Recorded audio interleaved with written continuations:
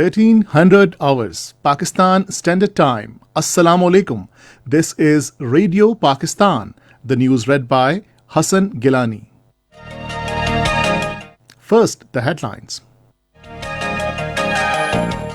Prime Minister is visiting Quetta today to review coronavirus situation in Balochistan. Foreign Minister held telephonic conversation with his Australian counterpart and discussed the situation arising out of coronavirus pandemic. Drug Regulatory Authority of Pakistan has allowed local production of raw material of chloroquine as part of efforts to cope with coronavirus challenge.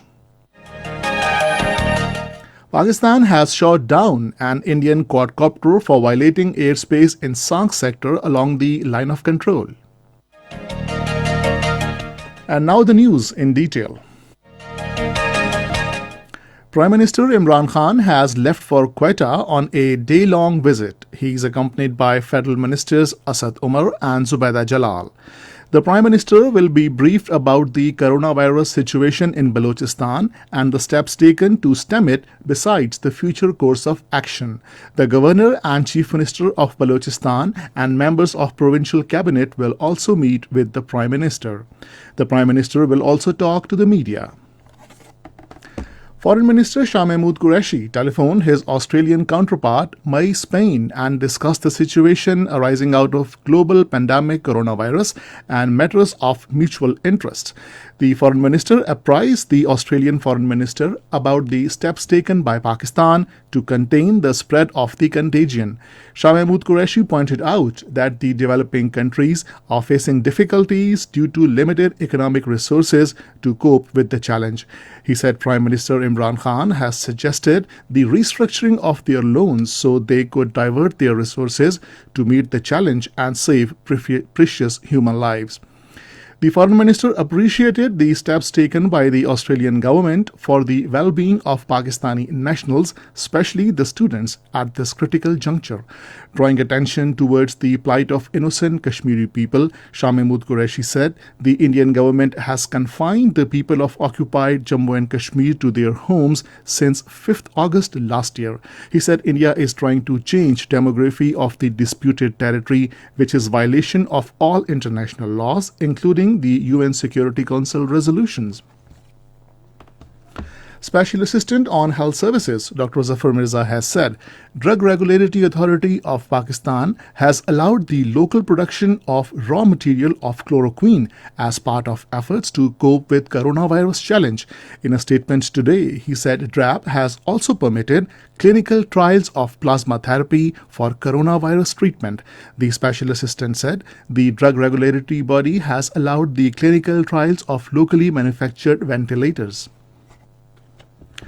The disbursement of cash assistance to the deserving families under Asas Emergency Cash Program has been started.